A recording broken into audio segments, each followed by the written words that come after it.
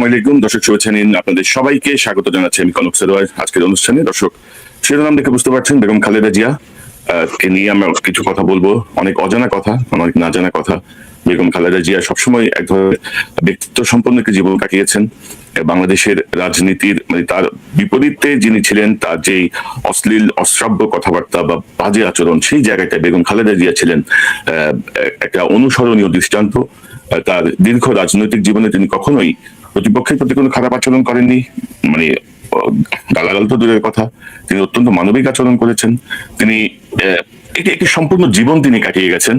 আমি তো বলবো যে একটা মধ্যবিত্ত ঘরে জন্ম নেয়ার পরে মেজর জিয়াউর রহমানের সঙ্গে বিয়ে হওয়া, তারপরে সামরিক জীবন, জিয়াউর রহমানের হঠাৎ মৃত্যুর পরে দলের দায়িত্ব নেওয়া, সেখান থেকে দলকে টেনে নিয়ে তিনবার দেশের প্রধানমন্ত্রীর দায়িত্ব পালন করা, দলকে এত বড় একটা দলকে যেভাবে তিনি নেতৃত্ব দিয়েছেন, বাংলাদেশের একটা অভিভাবকের পর্যায়ে পৌঁছে গিয়েছিলেন, যে আমাদের সকল কিছুর জায়গায় তিনি শীর্ষে স্থান নিয়েছিলেন।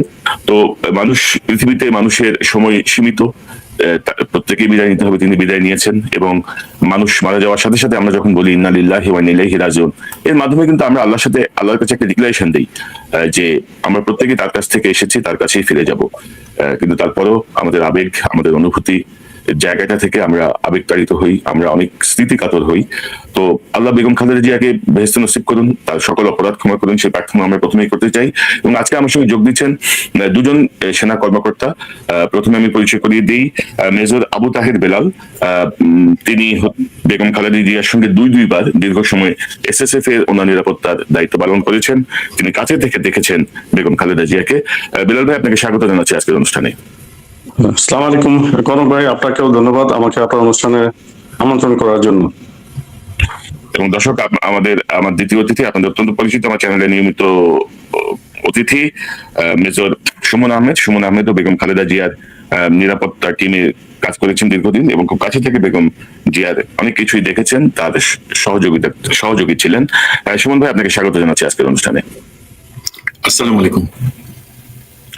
আমি জানি আপনারা প্রত্যেকেই আবেগতাড়িত, আপনাদের প্রত্যেকের মনেই অনেক স্মৃতি আসছে, কারণ বেগম জিয়ার নিরাপত্তার সঙ্গে আপনারা যারা যুক্ত ছিলেন তারা অনেক কিছুই জানেন, যে বিষয়গুলো আমরা সাধারণ মানুষরা জানি না, সেই বিষয়গুলো আপনারা জানেন। আপনাদের সঙ্গে মেনটেন করতে হয়, ফ্যামিলি মেম্বারের থেকেও আপনাদের সাথে ঘনিষ্ঠতা অনেক বেশি হয়, ফ্যামিলি মেম্বারের থেকেও আপনাদের কনসার্ন অনেক বেশি থাকে নিরাপত্তা এবং অন্যান্য ইস্যু মিলিয়ে। তো প্রথমে আমি শুরু করতে চাই সুমন ভাই আপনাকে দিয়ে। এই বেগম জিয়ার এই মহাপ্রয়াণের পরে আপনি কি মনে করেন, কিভাবে দেখছেন, আপনার স্মৃতিতে কোন বিষয়গুলো আসছে, বেগম জিয়াকে আপনি কাছে থেকে কিভাবে দেখেছেন? আপনার কাছ থেকে একটু স্মৃতিচারণ শুনতে চাই বেগম জিয়া সম্পর্কে, আপনাকে দিয়ে শুরু করতে চাই। জি, বেগম জিয়ার ইন্তেকালের জন্য আমি আল্লাহর কাছে প্রার্থনা করছি যে ওনার রুহের মাগফিরাত। একই সাথে আমি ওনার যে পরিবার রেখে গেছেন, ওনার পরিবার তো শুধু ওনার সন্তান নাতি তারা না, এই দেশ, তাদের সবাই আমি আল্লাহর কাছে আরজ করছি যে আমাদেরকে ওনার এই চলে যাওয়াটা সহ্য করার ক্ষমতা দিক। বেগম জিয়াকে অ্যাকচুয়ালি আমি যদি মনে করি চারটা পর্যায়ে দেখি। 1983 সালে আমি যখন একজন ছাত্র, হঠাৎ করে নয়াবাজারে উনি একটা জনসভা করতেছিলেন, সেখানে দেখি। পরবর্তীতে বিরোধী দলীয় নেত্রী এবং প্রধানমন্ত্রী, বাংলাদেশের প্রথম মহিলা প্রধানমন্ত্রী, সেই হিসাবে একটা দেখা, কাছ থেকে দেখা। দেন একজন নির্যাতিত বিরোধী দলীয় নেত্রী, এবং শেষ পর্যায়ে উনি যখন ওনার লাইফের শেষ পার্টটাতে কিন্তু উনি যে অসুস্থ হয়ে ইন্তেকাল করলেন শুধু তা না, উনি ওনার দলকে বাঁচানোর জন্য, ওনার দেশের জনগণকে বাঁচানোর জন্য উনি কিন্তু নিজের জীবন, উনি নিজে জেলে গেছেন।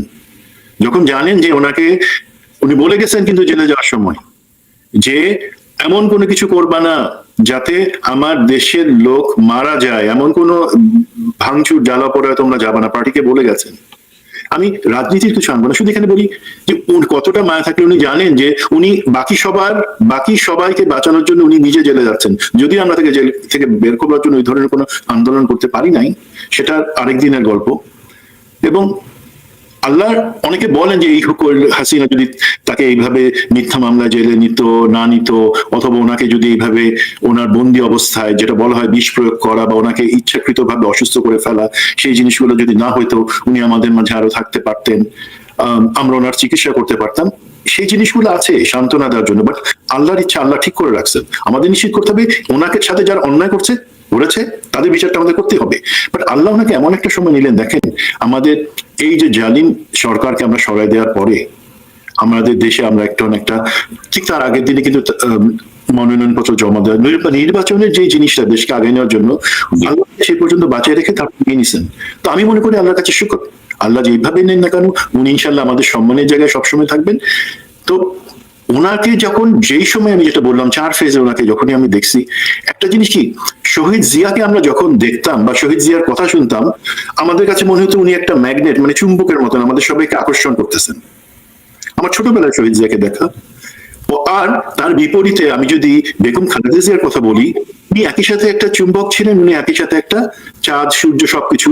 আবার আমাদের মতো ওনার আশপাশে যে গেছে, বেলাল বলবে একটা ফিলিং হতো, এটা বলে বোঝানোর না, যে মনে হতো যে উনি আমাদেরকে ভালোবাসা দিচ্ছেন, ওনার পাশে গেলে আমরা মনে হতো যে আমরা দেশপ্রেম আমাদের মধ্যে আরো বৃদ্ধি পাচ্ছে। ওনার কোনো কথা ভালো লাগতো না, ওনাকে দেখলে পরে আমাদের আশপাশের এনভায়রনমেন্ট এমন হয়ে যেত।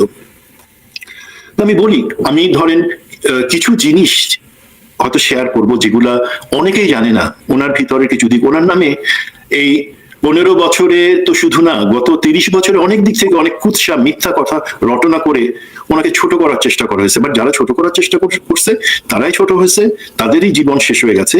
উনি আজকে ইন্তেকাল করেছেন, কিন্তু উনি মহিমান্বিত হিসেবে আমাদের মধ্যে থাকবেন। এবং ওনাকে একটা বড়, উনি যেই পরিমাণে বড় একটা পর্বত, ওনাকে ছোট করার চেষ্টা করে কেউ সেই পর্যন্ত পারে নাই। 1992 সালের একটা ঘটনা বলি ভাই, উনি তখন তো প্রথমবারের প্রধানমন্ত্রী। শহীদ জিয়াউর রহমানের শাহাদাত বার্ষিকী 30শে মে যেদিন হবে, আপনি জানেন এসএসএফ, পিজিআর এবং সিকিউরিটি অন্যান্য সংস্থা এসবি তাদের প্রোটোকলটা অত্যন্ত করে, এবং তার মধ্যে 30 তারিখে ওনাকে উনি যাবেন শহীদ জিয়ার কবরে, উনি যাবেন, মোনাজাত করবেন পার্টি সবার সাথে সরকারের পক্ষ থেকে প্রধানমন্ত্রী হিসাবে। বাট তার আগের রাতে, এটা ধরেন আমি যে ঘটনাটা বলছি কল সাইন্টিলোর দৃষ্টিভঙ্গি থেকে, মানে আমি বলবো অনেক ক্ষেত্রে হয়তো নামগুলা কিছু বলবো না। তো হঠাৎ করে বেগম জিয়াকে উনি তো তখন মইনুল রোডের বাসায় থাকেন, সেটাই ছিল ওনার বাসা, প্রধানমন্ত্রীর বাসভবনে ছিল। হঠাৎ করে দেখা গেল যে বেগম জিয়া বাসায় নাই, ছেলেরাও বাসায় নেই, মানে জনাব তারেক রহমান, জনাব আরাফাত রহমান কোকো, তারাও নাই কেউ। আর সিকিউরিটিতে যে ছিল ডিজিএফ এর পক্ষ থেকে, সে একজন কিলো ওয়ানকে ফোন করে বলল যে স্যার একটা লাল গাড়ি বের হয়ে গেছে, যেটা জনাব তারেক রহমান মাঝে মাঝে ব্যবহার করেন, সেটাতে তো আমরা দেখলাম যে ওনারা 2 জন আছে, সাথে আরো 2 জনকে, একটা লাল গাড়ি বের হয়ে গেছে মাত্র। এখন চিন্তা করেন, এসএসএফ, পিজিআর সবার মাথা খারাপ হয়ে গেছে যে প্রধানমন্ত্রী নাই, প্রোটোকলে বা প্রোটোকল অনুযায়ী উনি কোথাও যাবেন না যাবেন সমস্ত কিছু এগুলা এসএসএফ থেকে ঠিক করে দেওয়া থাকে। বাট ওনাকে কেউ পাচ্ছে না। তখন কিলোমান, যে তার নিরাপত্তার দায়িত্বের অফিসার, উনি বুদ্ধি করে ক্যান্টনমেন্টের সব গেটে ফোন করে জানলেন যে হ্যাঁ, শহীদ জাহাঙ্গীর গেট থেকে একটা লাল গাড়ি কিছুক্ষণ আগে বের হয়ে গেছে, বাট যাত্রী কারা সেটা বোঝা যায় নাই। তো কিলোমান তখন বুদ্ধি করে বুঝতে পারলো যে সেখানে উনি সম্ভবত ওনার স্বামী শহীদ প্রেসিডেন্ট জিয়াউর রহমানের কবরে যাচ্ছেন নিরিবিলি কিছু সময় কাটানোর জন্য। But it's a risky, she is a prime minister of Bangladesh. তখন উনি বাকিদের খবর দিয়ে, তখন ছিল কিন্তু কবরে যাওয়ার জন্য সংসদ ভবনের যে পানির উপর থেকে একটা ভাসমান ব্রিজ, জি, তো ওনাকে পাওয়া গেল। উনি ব্রিজ ক্রস করে সাথে আছেন, গাড়ি ড্রাইভ করে গেছে আরাফাত রহমান কোকো, তারেক রহমান সাথে আছেন, এবং ওনার একজন এডিসি সাথে আছেন, আর বেগম জিয়া। ওনারা কাউকে কিছু নাম বলে, কোনো আড়ম্বর না, কোনো ঢাকঢোল না, কোনো কিছু না। ওনারা সেখানে গেছেন দোয়া করবার জন্য, শহীদ জিয়ার জন্য।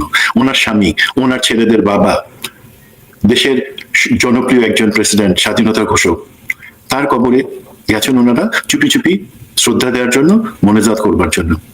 পরে সেখানে সিকিউরিটি আসছে, এবং একই জিনিস 1993 সালেও কিন্তু হয়েছে। উনি যেই জিনিসটা পছন্দ করতেন না বেগম জিয়া, সেটা হচ্ছে ব্যক্তিগত ব্যাপারগুলাতে এই আড়ম্বর, ক্যামেরা আসবে, জনসভা হবে, তার ব্যাপারে লোকে অনেক কিছু বলবে, অনেক না, উনি সেই জিনিসটাতে অস্বস্তি ফিল করতেন। উনি চাইতেন ব্যক্তিগত জায়গায় ওনার যে শ্রদ্ধাটুকু দেবার কথা, ওনার ব্যক্তিগত জীবন, ওনার স্বামীর জন্য যে ভালোবাসা, ওনার যে দোয়া করবার যেটা, সেটা উনি নিজে থেকে করতে চাইতেন সবসময়। আপনারা জানেন কিনা, ধরেন কত কুৎসা রটনা হয়েছে ওনার ব্যাপারে, যে ওনার রাত জাগার অভ্যাস আছে, অনেক কিছু। বেলাল জিনিসটা বলবে আরো ডিটেলসে। উনি কিন্তু, আমরা কি জানি যে উনি প্রতি বৃহস্পতি শুক্রবারে উনি রোজা রাখতেন, বেগম জিয়া। একদম চূড়ান্ত অসুস্থ হবার আগে পর্যন্ত উনি এই রোজার স্বভাবটা মেনটেন করে গেছেন। এটা আমরা অনেকেই জানি না। অনেকে বলে উনি শহীদ প্রেসিডেন্ট জিয়াউর রহমান অফিসের কাজ, এত কাজ, দেশকে গঠন করার কাজ, সেই কাজে মানে অনেক রাত পর্যন্ত তাকে কাজ করতে হতো। সেই কারণে বেগম খালেদা জিয়াও অনেক সময় ওনাকে স্বামীর সাথে থাকতে হতো, সাহায্য করতে হতো। ওনারও রাত জেগে কাজ করার অভ্যাসটা হয়ে গেছিল। এটা একটা গুণ, এটা কোনো বদ অভ্যাস না। এবং এটা যে লোকে বলে উনি রাতে সকালে 10টা পর্যন্ত ঘুমায় থাকতেন, ওনার সাথে বিউটিশিয়ান থাকতো, এগুলো সম্পূর্ণ মিথ্যা কথা। ওনার কোনো একটা সফরে উনি আপনারা কখনোই পাবেন না যে সাথে কোনো বিউটিশিয়ান যাচ্ছে। যদি আমরা পরবর্তীতে দেখছি আরেক প্রধানমন্ত্রী, তার ক্ষেত্রে বিউটিশিয়ান যাচ্ছে 3 জন। উনি সব কিছুই মেনটেন করতেন না। উনি কোনো কিছু দরকার হলে ওনার সাথে, ওনার বাড়িতে সাথে কেউ থাকলে তাকে বলতেন হেল্প করবার জন্য। That is all. এখন আরেকটা ঘটনা বলি ভাই, 1994 দিকে একদিন খুব প্রচন্ড শীত পড়ছে।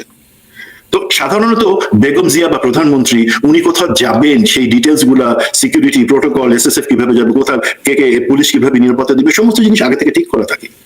তো উনি হঠাৎ করে শুনলেন যে ব্রডকাস্টে যে শীতটা নাকি অনেক মানে তীব্র। তো 1 ঘন্টার মধ্যে উনি বললেন যাদেরকে রেড ক্রিসেন্ট সোসাইটির প্রেসিডেন্ট, চেয়ারম্যান এবং ওনার সাথে এসএসএফ ডিটেলসে ওনার পার্টির কাউকে তেমন কিছু বলেন নাই। উনি বললেন যে এই লোকগুলা কষ্ট পাচ্ছে, আমি শীত বস্ত্র দিব, কোনো ক্যামেরা বা অন্যান্য কিছু দরকার নেই, কোনো অনুষ্ঠানের দরকার নাই।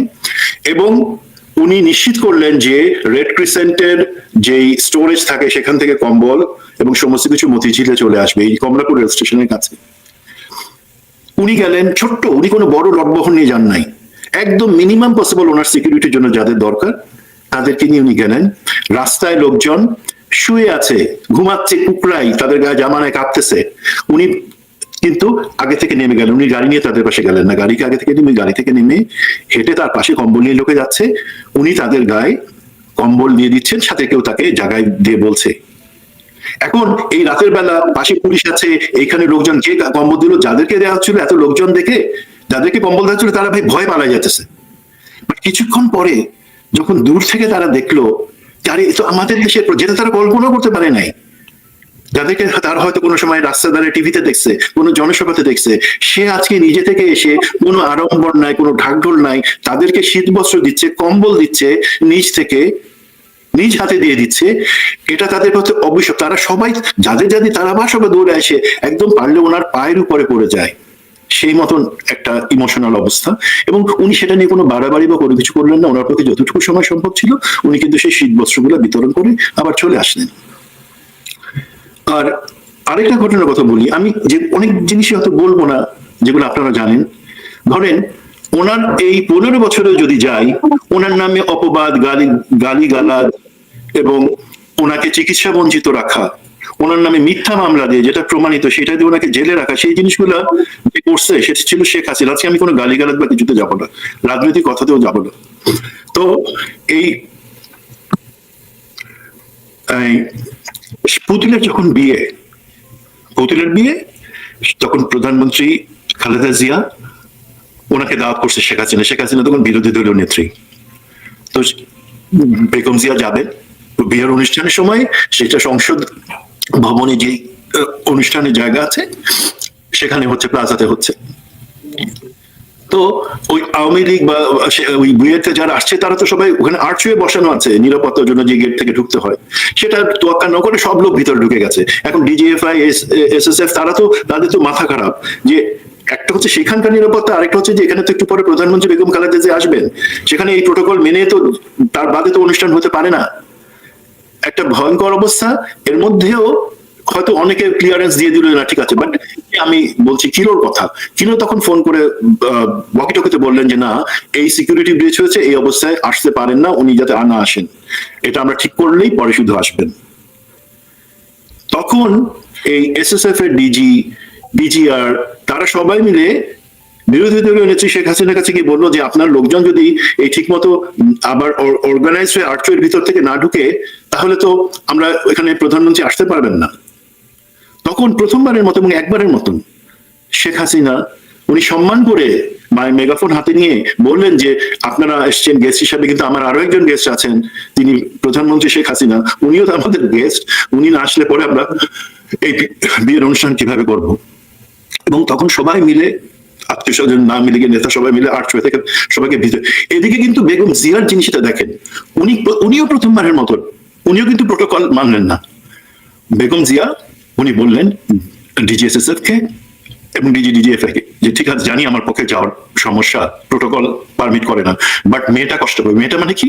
সাইমা ওয়াজেদ পুতুলের কথা বললেন। উনি তাকে সবাইকে মেয়ের মতো দেখতেন। উনি বললেন যে মেয়েটা কষ্ট পাবে, আমি যদি যাই না পারি আমি যাব। উনি কিন্তু তার আগেই রওনা করে গেছেন, তারপরে সবকিছু ঠিকঠাক মতো হয়েছে এবং সেই অনুষ্ঠানে উনি গেছেন। তো এই যে মানবিক গুণ আলার একটা, তখন পর্যন্ত কিন্তু পলিটিক্সে উনি যে এক্সাম্পল গুলো রাখছেন, শালীনতা, সহমর্মিতা, একসাথে দেশ গড়ার চিন্তা, সেই জিনিসগুলো যদি আমরা শিখতাম, আওয়ামী লীগের কথা তো বাদ, জাতীয় পার্টির কথা বাদ, আমরা যারা আছি তারাও যদি শিখতে পারতাম, আমরা কিন্তু দেশটাকে অন্য জায়গায় নিয়ে যেতে পারতাম। সরি, আপনি একটু কন্টিনিউ করেন। না, বুঝতে পারছি সন্ধ্যায় আপনার ইমোশনাল জায়গাটা। বিলাল ভাই, আপনার কাছ থেকে কি শুনি আমরা? আপনি তো দুইবার এসএসএফ এর আমার কাছে থেকে দেখেছেন, আপনার কাছ থেকে একটু বেগম খালেদা জিয়া সম্পর্কে আমরা একটু শুনতে চাই, যে কথাগুলো আমরা অনেকেই জানি না। ধন্যবাদ ভাই, কনক ভাই। আসলে উনি এমন একজন নেত্রী, আসলে উনি সবার উপরে। এখন উনাকে কোনো একটা দলীয় নেত্রী হিসেবে আমরা ধরলে হবে না, উনি এখন আমাদের দেশে একজন অভিভাবক। আজকে উনাকে আমরা হারিয়েছি, এই জন্য আসলে আমরা একটু ভারাক্রান্ত, একটু নিজেকে কি বলবো, মানে আমরা একটা বিশাল কিছু এই দেশ থেকে হারিয়েছি। মানে বাংলাদেশ যে কি জিনিস হারিয়েছে, এটা আমরা যারা ওনাকে কাছ থেকে দেখেছি, ওনার যে দৃঢ়তা, ওনার যে দেশের প্রতি মায়া মমতা, দেশকে যে উনি কি পরিমাণ ওন করতেন, ভালোবাসতেন, সেটা আমরা যারা কাছ থেকে দেখছি আমরাই বলতে পারবো।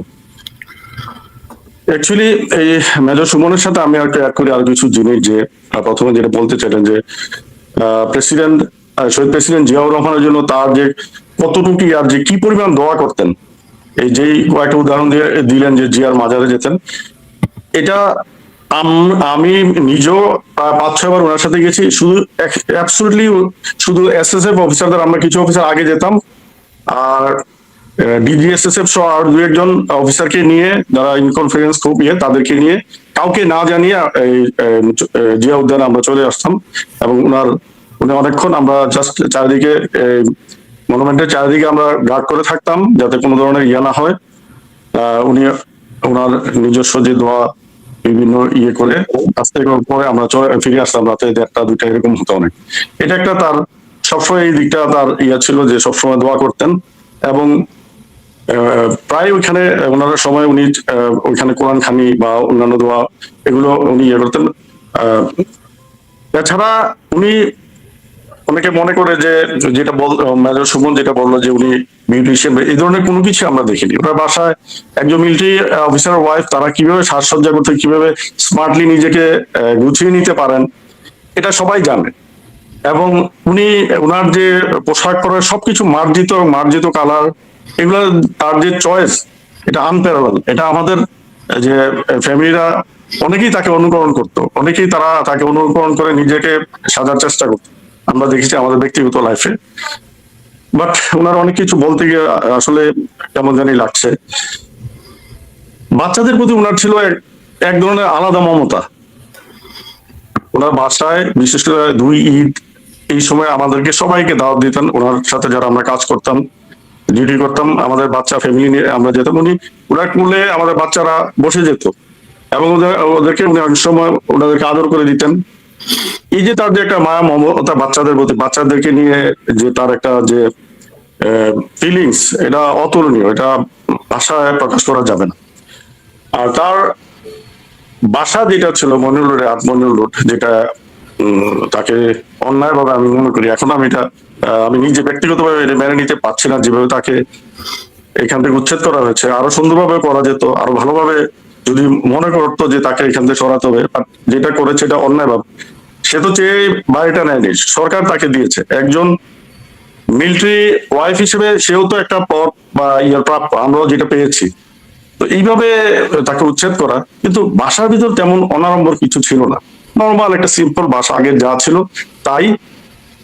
এটাতে মানে তেমন নতুন কিছু করে নেই। শুধু আমরা যেমন এসএসএফ এর একটা ডিউটি রুম আমরা বানিয়েছি, এটা নিয়ে কিন্তু একসময় তার দুর্নীতির ইয়ে করার চেষ্টা করেছে যে এটা নাকি ডিউটি রুম হলো এসএসএফ তৈরি করেছে, এটা নিয়ে তাকে দায়ী করার চেষ্টা করেছে।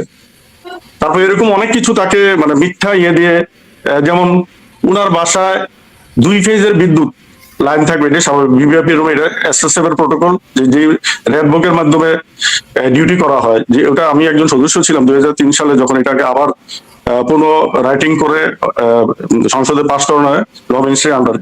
তো ভিভিআইপির বাসায় 2 ফেজের বিদ্যুৎ হবে, একটা গুলশান আর একটা ক্যান্টনমেন্টের ফেজ থেকে আছে। এটি নিয়ে তাকে পরবর্তীতে তাকে দুর্নীতির মামলায় হয়তো পরে ফাঁসানো হয়েছে কিনা আমি জানি না, এভাবে চেষ্টা করা হয়েছে। এগুলো আসলেই কেমন মানসিকতা এটা আমার জানা নেই।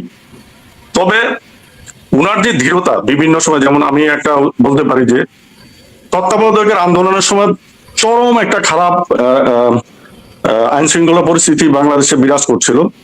তো ওই 15 ফেব্রুয়ারি যে ইলেকশন, এইটা করার জন্য, যেহেতু এটা না হলে তো ততদিনে আওয়ামী লীগ সংসদ থেকে তারা পদত্যাগ করেছে, তো এখন তত্ত্বাবধায়ক সরকার প্রথা এটা পাস করাতে হলে তো একটা সংসদ দরকার। সেই জন্য 15 ফেব্রুয়ারি ইলেকশনটা দিয়ে উনি যে মহানুভবতার যে পরিচয় দিলেন, যে ইলেকশনের মাধ্যমে তত্ত্বাবধায়ক সরকারটা পাস করে দিয়ে তারপরে নিজেই পদত্যাগ করছেন। আমি জানি না পরবর্তীতে কেউ করেছে কিনা, আপনারা নিজেরই দেখেছেন যে ক্ষমতা একবার পেলে কেউ এটা ছাড়তে পারে না। উনি ইচ্ছা করলে কিন্তু থাকতে পারতেন, কিন্তু তা করেনি। তবে একটা আমি বলি, যেমন উনার দৃঢ়তা যে কিরকম, আমরা মানে যে কোনো রাষ্ট্রপ্রধান তার নির্বাচনী কার্যক্রম শুরু করে সিলেট থেকে, সিলেটে 2 শাহপুরানের মাজার, শাহজালালের মাজার জিয়ারত করে। তো সেই 15 ফেব্রুয়ারি ইলেকশনের আগে আমি একজন অ্যাডভান্স টিমের সদস্য হিসেবে সিলেটে গিয়েছিলাম, বাট পরিস্থিতি সিলেটের এমন ছিল যে কোনোভাবেই ওইখানে নেওয়া সম্ভব না। আমরা জানালাম যে এখানে পরিস্থিতিতে আমরা আনতে পারবো না, বাট ওনার যেহেতু উনি আমাদেরকে জানালেন যে আমি যাবই, তোমরা ব্যবস্থা করো। যাই হোক, পরবর্তীতে পরের দিন আমরা অনেক রিস্ক নিয়ে ওনাকে সেফটি ভাবে ওনার প্রোগ্রাম আমরা করতে পেরেছিলাম। বাট এই যে তার দৃঢ়তা যে করবে, যে মানে কোন একটা ডিটারমিনেশন নিলে যে তো বেরোবে, শুধু তো ওইটা না, ধরেন আমরা যদি 1/11 সময়টাই যদি দেখি যে শেখ হাসিনা তো মানে অনেকটা আপোষ করে চলে গেলেন বাইরে। মানে 1/11 এই মইনুল আহমেদের যে প্ল্যান ছিল, বেগম খালেদা জিয়াকে যদি তারা পাঠাতে পারতেন দেশের বাইরে ওই সময়টায়, তিনি যদি রাজি হতেন বা তাকে যদি ফোর্সফুলিও পাঠানো সম্ভব হতো, তাহলে কিন্তু বাংলাদেশের পরিস্থিতি অন্যরকম হতে পারতো। শুধুমাত্র বেগম খালেদা জিয়ার মানে দৃঢ় অবস্থানের জন্য যে আমি দেশেই থাকবো, ওই অবস্থানের জন্য কিন্তু হাসিনাও আবার দেশে ফিরে এসেছে, বা তাকেও বাধা দেওয়ার চেষ্টা হচ্ছিল, সেটাও মানে প্রতিহত করা গেছে। তিনি ঢুকেছে, অর্থাৎ গণতন্ত্রের একটা জায়গায় আমরা যাওয়ার চেষ্টা করছিলাম। তো সেই জায়গাটা ধরেন বেগম খালেদা জিয়াকে নিয়ে দেখেন, ওনার বিরুদ্ধে কোনো দুর্নীতির কোনো অভিযোগ এ পর্যন্ত প্রমাণ করতে পারেনি। ওনাকে নিয়ে যেটা আপনি বললেন যে যেটা এসএসএফ এর রেড বুক অনুযায়ী একটা ডাবল বিদ্যুৎ কানেকশন থাকবে, বা এসএসএফ এর একটা আলাদা একটা রুম থাকবে এসএসএফ এর নিরাপত্তা সংক্রান্ত বিষয় বা আপনাদের অনেক জিনিসপত্র রাখার জন্য, সেগুলো নিয়েও কিন্তু ওনাকে মেলাইন করার চেষ্টা করা হয়েছে বিভিন্ন সময়। এবং হাসিনা তো সেই ধরনের তার সকল মামলা প্রত্যাহার করে নিয়েছে। এবং ইতিমধ্যে আমরা জানি যে তাকে কি ভাবে কোন কোন জায়গাগুলোয় মানে মিথ্যা অভিযোগ দিয়ে কিভাবে তাকে মানে অজনপ্রিয় করার বা দুর্নাম করার চেষ্টা করা হয়েছে। তবে বাংলাদেশের মানুষ কিন্তু ধরেন অনেক বেশি মাত্রায় সচেতন। বাংলাদেশের মানুষ এগুলো বোঝে।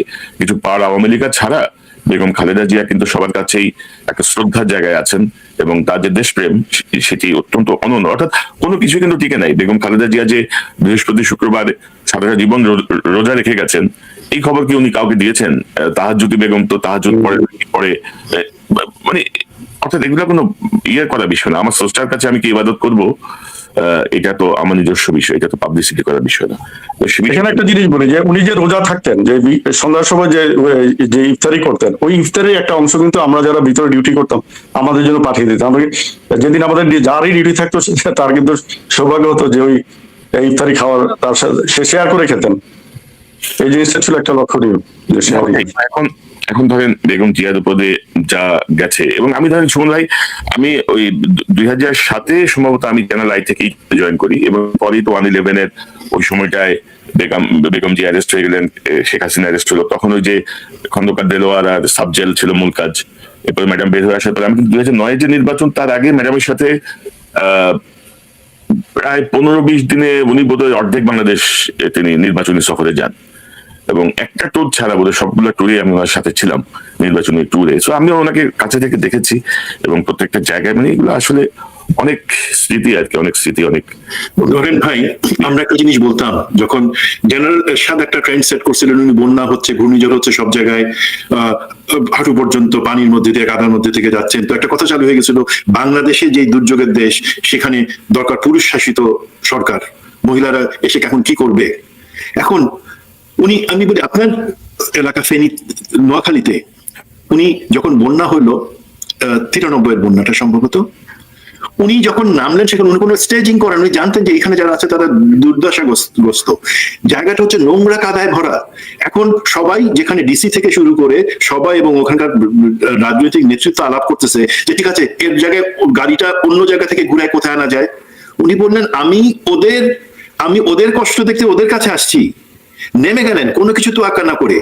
ওনার সাথে শুধু এই হিসাবে একজন হাতে ধরলো, উনি সেই কাদা এখনো পর্যন্ত, সেই কাদার মধ্যে থেকে উনি হেঁটে গেলেন, একটা বাড়ি থেকে বসলেন, তাদের সাথে কথা বললেন। তো ওনার কোনো কিছু ওনাকে দমায় রাখতে পারে না তো ভাই, যে উনি একজন পুরুষ না মহিলা, ওনার কাজের মাধ্যমে ওনার, দেখেন ভাই একটা জিনিস বলি, মেজর বেলালিকটাকে বলতেছিল যে ওনার যেই সৌন্দর্য, আলহামদুলিল্লাহ সেটা নিয়ে পার্সোনালি অ্যাটাক করার চেষ্টা করা হয়েছে। বিকজ কারা করছে? যাদের গা জ্বলতো, যাদের গা জ্বলতো। আপনি জাস্ট একটু, এটা পলিটিক্যাল কিছু না, এই প্রথমবারের সময় যে 95 যে মেয়র ইলেকশন প্রথমবার বাংলাদেশে যখন হলো, তখন এখান থেকে হানিফ সাহেব ছিলেন, আর দিক থেকে আর বিএনপি থেকে একজন ক্যান্ডিডেট ছিলেন। তার পক্ষে যখন একটা জনসভা হলো মিরপুরে, ঠিক তার আগের দিনই কিন্তু আওয়ামী লীগের হানিফ সাহেবের সমর্থনে জনসভায় মতিয়া চৌধুরী সেখানে এসে একটা অশ্লীল কথা বলে গেছেন। মতিয়া চৌধুরী যে এই যে শুনছি তিনি সকাল 10টায় উঠেন, শুনছি তিনি সকালবেলায় ডাবের পানি দিয়ে মুখ না ধুইলে পরে ওনার সৌন্দর্য খুলে না, তো উনি কিসের দেশের কাজ করবেন, ওনার মেয়র কিসের দেশের কাজ করবে, এই অশ্লীল ভাষা পার্সোনালি অ্যাটাক করলেন। তার পরের দিনই যখন এখানে হলো, আপনার মনে আছে বিএনপির একজন নেতা ছিলেন, ভালো নেতা, রাজপথের নেতা, পটল, তিনি বক্তৃতা দিতে উঠে বেগম খালেদা জিয়ার দিকে তাকে বলেন, মাননীয় প্রধানমন্ত্রী, বক্তৃতার শুরুতে আমি আপনার কাছে একটু মাফ চেয়ে নিচ্ছি। তারপর উনি সুন্দর করে বললেন, দেখেন মতিয়া চৌধুরীর নাম তখন বেয়াদব চৌধুরী ছিল, সবাই বলতো যে দেখেন বেয়াদব চৌধুরী, আপনি গতকালকে এখানে সেই কথা বলে গেছেন। একটা আল্লাহ যাকে সৌন্দর্য দিয়েছেন সেটা নিয়ে আপনাদের যদি এত জলে অসুবিধা, আপনারা যদি মনে করেন না ডাবের পানি দিয়ে সুন্দর হওয়া যায়, এই ঢাকা শহরে যত ডাব আসবে আমি ফ্রিতে আপনার বাসায় দিয়ে আসবো, আপনি সেটা যদি গোসলও করেন, তাতেও যদি আপনার মনে হয় যে আপনার সৌন্দর্য খুলবে, সৌন্দর্য আল্লাহ ভিতর থেকে দেন, বাইরে থেকে দেন। তো তখন কিন্তু বেগম জিয়া সেটা উস্কানি বা কোনো কিছু নিয়ে উনি ছোট্ট হালকা করে টোন ডাউন করবার জন্য ইশারা করলেন পটল সাহেবকে। বাট পটল সাহেব কথাটা সত্যি কথা বলছিলেন। দেখেন উনি একজন রাজনৈতিক নেত্রী ছিল, মতিয়া চৌধুরী, উনি ইন্তেকাল করেছেন কিছুদিন আগেই, বাট আমরা কয়জন সেটা মনে রাখছি। আর আজকে বেগম জিয়া ইন্তেকাল করেছেন, আমাদের কাছে কিন্তু সেটা শোক সহ্য করতে পারছি না। আমরা জানি যে বাংলাদেশকে উনি যতটুকু দেবার দিয়েছেন, তার বিপরীতে আসলে বেগম জিয়াকে আমরা কিছু দিতে পারি নাই। ওনাকে অপমান করা হয়েছে, ওনাকে জেলে নেওয়া হয়েছে, ওনাকে অসুস্থ করা হয়েছে, ওনাকে ধীরে ধীরে মৃত্যুর মুখে ঠেলে দেওয়া হয়েছে। আমরা দেশ হিসাবে, জাতি হিসাবে কি উনি আমাদেরকে যা দিয়েছেন, যে একটা স্বাধীনতাকে ধরে রাখবার জন্য, তার বিপরীতে কিছু দিতে পারছি?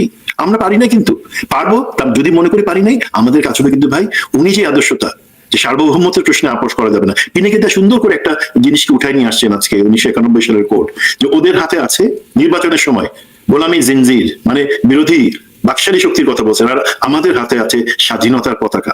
একটা স্টেটমেন্ট এটা কিনা রাইটলি সেটা উঠাই নিয়ে আসছেন, কিন্তু মেড দ্য ডিফারেন্স, লোকে বুঝতে পারছে যে কে কাদের হাতে।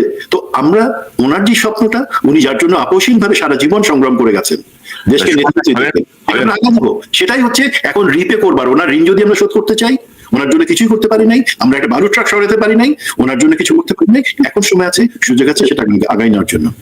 না ওটা শুধু তো ধরেন ওই বিষয়টা না, আরেকটা যে বিষয়টা ওনার যে আপোষহীন যেই বিষয়টা ওনার ভেতরে ছিল, মানে বিল্ট ইনই বলবো আমি, বিল্ট ইন, যে দেশের স্বার্থে উনি যে আপোষহীন সিদ্ধান্তগুলো নিয়েছিলেন, ধরেন এরশাদের সাথে নির্বাচনে না যাওয়া, পরবর্তী সময়ে 1/11 সময় আপোষ করলে কিন্তু উনি নিরাপদে চলে যেতে পারতেন, তারেক রহমানের উপরে এত নির্যাতন নেমে আসে না, আরাফাত রহমান কোকো তো নির্যাতন পরবর্তী সাইড ইফেক্ট উনি মারাই গেলেন, তাই না? মানে নিজের মানে যুবক পুত্রকে দাফন করতে হলো, মাকে। তো এই জায়গাগুলোর পরেও কিন্তু তিনি চাইলে হাসিনা জেলে না যে হাসিনার সঙ্গে সমঝোতা করে দেশে বাইরে চলে যেতে পারতেন, তিনি চাইলে অনেক কিছুই করতে পারতেন। কিন্তু ধরেন এই জায়গাগুলো কিন্তু আমরা কিন্তু ভুলে গেলে মানে এটা ওনার প্রতি একটা ইনজাস্টিস হবে, যে উনি দেশের জন্য দেশের গণতন্ত্রের জন্য ওনার যেই স্ট্রিক্ট যে অবস্থান আর কি, সেই জায়গাটা মনে হয় যেন আমাদের মানে মনে রাখা উচিত এবং অনুসরণ করা উচিত। উনি যে পদ্ধতিতে ভেবেছিলেন, এবং দুর্নীতির কোনো ছোঁয়া তার মধ্যে লাগে নাই। বা আপনি যেটি বলছিলেন কারেক্ট, যে সুমন ভাই, যে ধরেন আমরা তো ওনার জন্য আসলে কিছু করতে পারি না, একটা বালুর ট্রাক সরাইতে পারি নাই। আমরা 6টা বছর উনি জেল খাটলেন, আমরা ওনার জন্য একটা কার্যকর কোনো জোরালো আন্দোলন করতে পারছি? আমি সেটাও করতে পারিনি, কিন্তু আমরা শুধু মুখে মুখে অনেক কথা বলছি। তো বিলাল ভাই, আপনার কাছ থেকে শেষ মন্তব্যটা শুনি আমরা অনুষ্ঠানের শেষ দিকে। আমি যেটা বলতে চাচ্ছি, মেজর সুমনের সাথে আরেকটা জিনিস অ্যাড করতে চাই, যে একটা পুরুষ আর মহিলা সরকার প্রধান, যে বন্যা ডিউটি, এটা একটা ভুল মিথ। আমি উনার সাথে কম করে হলো 20টা বন্যা দুর্গত এরিয়া উনার সাথে ডিউটি করেছি আমার এই লাইফে। একবার আমি 2004-এর একটা উদাহরণ দিই, ধুনটের একটা ব্রহ্মপুত্র নদীর বাঁধ ভেঙে হঠাৎ বন্যা হয়ে যায়। আগের দিন বিকালবেলা আমি অ্যাডভান্স কমান্ডার হিসেবে যাই, পরদিন 10টায় উনি ওইখানে হাজির ত্রাণ দেওয়ার জন্য। এমন নয় যে একদম এই যে বাঁধ ভেঙে পানি যাচ্ছে ওই একদম কাছে আমরা নিয়ে গিয়েছি, উনি নিজেই ত্রাণ নিজেই দিয়েছেন। যে এমন না যে উনি যায় না, যে বন্যার ঢেউ ভয়ে যে উনি যাবেন না, এটা কখনো হয় নাই। উনি এইসব ইয়েতে দেশের বিভিন্ন বিপদে উনি ঝাঁপিয়ে পড়েছেন, উনি গিয়েছেন। শুধু এটার একবার আপনার মনে আছে কিনা যে ময়মনসিংহে সিনেমা হলে একবার বোমা বিস্ফোরণ 2002 বা 3 সালে ওই টাইমে উনি তো গিয়েছেন, দেখেছেন। আমি ওইখানে ছিলাম, আমি ডিউটিতে অ্যাডভান্স টিমের কমান্ডার হিসেবে গিয়েছিলাম। এরকম অনেক অনেক বিপজ্জনক জায়গায়, নট অনলি দ্যাট, উনি হিলট্র্যাক্সও লাইক একটা পুকুরপাড়া একটা ক্যাম্প আছে যেটা এখন ক্যাকড়াঙ্গের অপোজিট, ওইখানে কিন্তু উপজাতি জনপদকে দেখার জন্য রিমোট এরিয়াতে উনি গিয়েছেন। এটা সম্ভবত 93 বা 94 সালের দিকে, এটা আমরা এসএফ এ জয়েন করার আগে। এবার আরেকটা কথা যেটা মেজর সুমন বললেন, যে ওনার কাজ এরিয়া, উনি কাজ সকাল 10:30টার দিকে প্রতিদিন অফিসে আসতেন, দুপুর লাঞ্চের পরে ঘন্টাখানেক রেস্ট, এই যে ওনার অবিরাম কাজ, এটা আপ টু রাত 1টা 2টা পর্যন্ত উনি কাজ করতেন। দেশের প্রয়োজনে, দেশের বিশেষ করে তত্ত্বাবধায়ক সরকারের যে আন্দোলন, ওই সময় উনি 1টা 2টা, এমনকি যেদিন তত্ত্বাবধায়ক সরকারের ইয়েটা মানে পাস হয়েছে, আগের দিন ভোরে উনি ওইখান থেকে প্রধানমন্ত্রী কার্যালয় থেকে এসে বিকালবেলা সংসদে এটা পাস করেছেন। নিরলস কাজ করে গেছে দেশের ভালোর জন্য, দেশের জন্য। কিন্তু বিনিময়ে আমরা ওনাকে কি দিয়েছি? ওনার তারপর আমি আল্লাহর কাছে অশেষ শুকরিয়া জানাই যে উনি ইন্তেকাল করার আগে আল্লাহ ওনাকে সম্মানিত করেছেন। আমি যেটাকে বলবো, ওনাকে যে এত বড় একটা সম্মান দিয়ে পৃথিবী থেকে আল্লাহ নিবেন, এটা একমাত্র ওনার ভালো কাজের জন্য এবং এই জনমানুষের দোয়ায়। উনি আসলে যাওয়ার আগে ওনাকে গত বছর 21শে ফেব্রুয়ারির 2024-এর 21শে ফেব্রুয়ারি প্রোগ্রামে ওনার সামনাসামনি দেখেছি, যদিও কোনো কথা বলেনি, দূর থেকে দেখেছি। তারপরে ওনার যে ফেসটা, যে একটা মুক্তির যে ফেস, এটা আমাকে খুব আমি তো মনে করি যে বেগম জিয়ার এই পৃথিবী থেকে চলে যাওয়ার আগে তিনি অনেক শান্তি নিয়ে বিদায় নিয়েছেন। কারণ উনি যারা এই দেশটাকে মানে অলমোস্ট আরেকটা দেশের হাতে তুলে দিচ্ছিল, যারা তার উপর এত অত্যাচার করছে, সেই হাসিনা লেজ গুটায় পালাই গেছে। মানে মানে বেগম খালেদা জিয়া কিন্তু চাইলে আপোষ করে সম্মানের সাথে দেশে বাইরে যেতে পারতেন, তো হাসিনা তো লেজ গুটায় পালাইছে। তো লেজ গুটায় পালায় কখন? এত লক্ষ লক্ষ নেতা কর্মী সমর্থক রেখে পালায় কখন মানুষ? আমি তো মনে করি এটা একটা বিশাল মেন্টাল পিস, যে এগুলো মানে আল্লাহর তরফ থেকে দেয়া পানিশমেন্ট, যে দেখো কিভাবে ধ্বংস হয়। তো সম্বন্ধে আরেকটা বিষয় আমার একটু টাচ না করে, আমি এখানে কনক ভাই আরেকটা কথা, আমি যেহেতু প্রোগ্রাম শেষে একটা কথা বলতে চাই। বেগম খালেদা যে একটা ইতিহাস, এবং তার কাছ থেকে শেখার অনেক জিনিস আছে, অনেক জিনিস যেটা নিয়ে গবেষণা করতে পারে বিএনপি। যেমন বিএনপি আগে শহীদ জিয়ার যে অনেক কিছু, আমি যেহেতু ইতিহাসের ছাত্র, আমি অনেক কিছু স্টাডি করি, ওনাকেও ঠিক মতো ধারণ করতে পারে নাই। আমি যারা যদি আমাকে শুনে বিএনপির কেউ যদি বা নেতৃস্থানীয় যদি এই প্রোগ্রামটা শুনে, বেগম জিয়ার আদর্শ, বেগম জিয়ার রাষ্ট্র পরিচালনার আইডিওলজি, এগুলো তাদেরকে স্টাডি করতে হবে। স্টাডি করলেই তারা এখান থেকে অনেক অনেক জিনিস পেয়ে যাবেন, অনেক শেখার আছে এখানে। আমি মনে করি এটা যারা বিএনপি করে বা বিএনপির যারা সমর্থক কর্মী, তারা এটা ওনাকে ধারণ করা উচিত, ওনাকে ধারণ করে ওনাকে চর্চা করা উচিত, করে বিএনপিকে সামনের দিকে এগিয়ে নিয়ে যেতে হবে। কারণ আমরা এটা একটা স্বাধীন দেশ, স্বাধীনতা সার্বভৌমত্বের প্রতীক উনি ছিল এই দেশের, এবং এটা যাতে না শেষ হয়ে যায় এবং এই স্পিরিটটা যাতে থাকে। এবং ধরেন মানে বিএনপির দুর্ভাগ্য বলবো আমি যে বিএনপির ধরেন স্ট্রং কোনো সুশীল সমাজ গড়ে তুলতে পারে না বিএনপি, কালচারাল উইং নিয়ে বিএনপি স্ট্রং না, এবং যার জন্য ধরেন মানে হাসিনাদের শত শত অপপ্রচারও কিন্তু মিনিমাম কেউ কোনো কাউন্টার দিতে আসে নাই, মিনিমাম কোনো যুক্তি দিয়ে এটা যে একটা যাহা মিথ্যা কথা বলা হচ্ছে সেই জায়গাগুলো তারা কখনো প্রতিরোধ করে নাই বা প্রতিবাদ করে নাই, এমন বহু এক্সাম্পল করতে পারি। পাশাপাশি এই সম্বন্ধে আপনি যদি দেখেন যে বাংলাদেশে কিন্তু ধরেন উগ্রবাদকে যে উগ্রবাদ দিয়ে মোকাবেলা করা যায় না, এটা কিন্তু বেগম জিয়ার একটা ভালো একটা এক্সাম্পল সেট করছিলেন। ধরেন জেএমবির যে উত্থান, এবং বেগম খালেদা জিয়া কিন্তু কখনো একবারও বলেন এই জেএমবি নিয়ন্ত্রণের জন্য ছাত্র দলকে মাঠে নামতে হবে, আওয়ামী লীগকে তৎপর হতে হবে।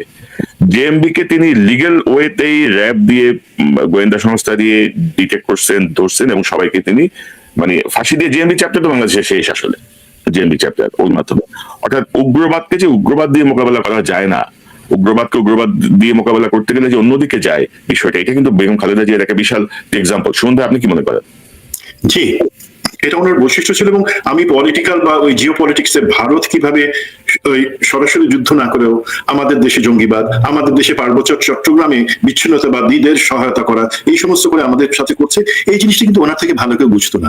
উনি এই ডাইনামিক্সটা আনফর্চুনেটলি আমাদের অনেক রাষ্ট্রনায়ক এই ডাইনামিক্সটা বুঝেন না, যে ভারত যুদ্ধ করে সামরিক ট্যাঙ্ক বা এয়ারক্রাফট নিয়ে আমাদের সাথে যুদ্ধ করে না। আমরা ভারতের সাথে 1971 থেকেই যুদ্ধ করতেছি, 16 ডিসেম্বরের পর থেকে আবার সেই যুদ্ধটা সে চালাচ্ছে এই সমস্ত সন্ত্রাসবাদ, উগ্রবাদ, জঙ্গিবাদ এবং পাহাড়কে অশান্ত রেখে আমাদের এই জায়গাটাতে উনি যেভাবে জিনিসগুলো ট্যাকল করছেন, বিশ্ব জনমতকে সাথে আনছেন, শহীদ জিয়া যেভাবে ভারতের সেনাবাহিনীকে মোকাবেলা করছিলেন তড়িৎভাবে সহযোগিতার মাধ্যমে ইসলামিক দেশগুলোর থেকে সমর্থন নিয়ে বন্ধু রাষ্ট্র তৈরি করে, সেই একই পথে উনি হাঁটছিলেন। এবং সেটা তো পছন্দ করবে না আমাদের পাশের ভারত, সেটা পছন্দ করবেন হিন্দুত্ববাদী ভারত এবং তাদের পোষা শেখ হাসিনা। যাই হোক, আমি পলিটিক্স আসবো না। যে একটা জিনিস মেজর বেলাল বলছিল, দ্যাট ইজ ভেরি সিগনিফিক্যান্ট, যে বেগম খালেদা জিয়াকে স্টাডি করা, সেখান থেকে শিক্ষা নিয়ে আগায় নিয়ে যাওয়া, ওনার চরিত্রের সমস্ত জিনিসগুলো দেখেন। আমাদের কিন্তু আমার একজন কলিগ আছেন, আপনার সাথেও পরিচয় আছে, আপনি চিনেন, জিনিস সামনে আসতে চান না, তার আইডিয়া থেকে কিন্তু জিয়া ফাউন্ডেশনটা তৈরি হয়েছিল। আমরা কি বা পলিটিক্যালি যদি বিএনপির কথা চিন্তা করেন আগায় নিতে পারছে, সেটা আগায় নাই। এখন সময় আসছে জিয়া ফাউন্ডেশন অথবা দিয়ে দুজনেরটাই, অথবা বেগম জিয়া ফাউন্ডেশনটা আলাদাভাবে করে সেখানে রিসার্চ ফ্যাসিলিটি রাখা, ভবিষ্যতের জন্য। ও মেজর বেলাল বলে উনি একটা ইতিহাস, বাট সেই ইতিহাসকে আমরা কাটাছেড়া কেন করি? সামনে আগানোর জন্য। আর আরেকটা জিনিস আপনার বলতেছেন দুজনে যে বিএনপির এই, আমি মনে করি একটা জিনিস আজকে থেকে আমাদের ক্লিয়ার করা উচিত, বেগম জিয়া শুধু বিএনপি ছিলেন না, বেগম জিয়া দেশের, বেগম জিয়া এই দেশনেত্রী। এবং ওনাকে নাম ফলক রাস্তায়, রাস্তার নাম ওনার নামে বা এই সমস্ত, আমরা এইভাবে ওনাকে, উনি আমাদের হৃদয় আছেন, দেশের সবার কোটি মানুষের হৃদয় আছেন, ওনাকে আমরা দেশের প্রতিটা লোক ধারণ করে। আমার অনুরোধ থাকবে দেশের নেতৃত্ব এবং ভবিষ্যতে যদি আমি বিএনপি যেহেতু মনে করছে তারা ক্ষমতায় আসবে, প্লিজ ওনাকে এমন কোনো কিছুতে বিতর্কিত ভাবে কোনো কিছু নামকরণ বা কোনো কিছুর মধ্যে বা বিএনপিকরণ করবেন না। বেগম জিয়া আমাদের দেশের সবার, দেশের শুধুমাত্র সব রাজনৈতিক দলের না, আপামর জনসাধারণের। বেগম জিয়া আপামর জনসাধারণের। বেগম জিয়া হচ্ছেন একটা সেনা পরিবারের মধ্যে থেকে জন্ম নিয়ে, মানে আমি বলছি ওনার যে ক্যারিয়ার, তৎকালীন ক্যাপ্টেন জিয়ার সাথে বিয়ের পর থেকে, তারপর থেকে ওনার যে লাইফ, উনি কিন্তু সেনা সদস্যদের প্রতি জনকে, যেমন আমি আছি বলি, আমার কাছে একজন বেগম জিয়ার খুব কাছে, যিনি অনেক সময় বেগম জিয়ার সাথে এডিসি হিসেবে ছিলেন, সে আমাকে বলতেছিল যে গত বছর বেগম জিয়ার সাথে কথা বলার পরে তার কাছে মনে হয়েছে যে বেগম জিয়া সব কষ্ট, সব অন্যায়, অত্যাচার সবকিছু ভুলে যেতে রাজি আছেন। উনি সব ভুলে গেছেন, তার উপরে যারা অন্যায় করছেন, বাট উনি একটা কষ্ট মেনে নিতে পারেন নাই। ওনার হয়তো সেটা তো অনেক কষ্ট, উনি মুখে বলেন নাই, বাট বুঝে যায় আমাদের সামরিক কর্মকর্তাদের একটা অংশ তাকে যেভাবে অন্যায়ভাবে, মেজর বেলাল যেটা বলছিল, তাকে অন্যায়ভাবে যেভাবে সরাই দিছে, তার বাসা থেকে উচ্ছেদ করছে, এই কষ্টটা ওনার সারা জীবন থেকে যাবে বা থেকে গিয়েছিল। আমার মনে হয় যে তোমরা আমার সন্তানের মতন, আমি তোমাদের পরিবারের একজন, তোমরা কিভাবে পারলা এই হাসিনার ভয়ে আমাকে এই সেই মনির রোডের বাসা, যেখানে আমার সন্তানরা বড় হয়েছে, যেখানে আমি আমার শহীদ স্বামীর লাশটাকে রিসিভ করছি, সেখান থেকে আমাকে উচ্ছেদ করে দেওয়ার জন্য। এই কষ্টটা আমার মনে হয় উনি অবশ্যই, আল্লাহ ওনাকে সমস্ত পরিতৃপ্তি নিয়ে স্বাধীন বাংলাদেশ আবার উনি দেখে গেছেন, বাট আমার মনে হয় এই জায়গাটার কষ্ট আমাদের একটু ভুলাই দেওয়ার জন্য ওনাকে জাতীয়ভাবে, ওনার কোনো আলাদা নামের দরকার নাই, উনি আমাদের হৃদয়ে থাকবেন। এবং সেই সম্মানটুকু, এবং আপনি কনক ভাই যেটা বললেন, আধিপত্যবাদের বিরুদ্ধে, ভারতীয় হেজিমনের বিরুদ্ধে আমরা যতদিন পর্যন্ত লড়াই করে যাব, আমরা ওনার প্রতি সম্মান জানাবো। না, অবশ্যই। এবং উনি মোটামুটি সব ধরনের দিক নির্দেশনা দিয়ে গেছেন। বেলাল ভাই যেটি বলছিলেন সেটি নিয়ে আসলে আমাদের রিসার্চের মধ্যে থাকা উচিত, মানে বের করা উচিত আর কি। মানে এই চ্যাপ্টারটা শেষ হওয়ার না আর কি, এই চ্যাপ্টারটা শেষ হওয়ার না।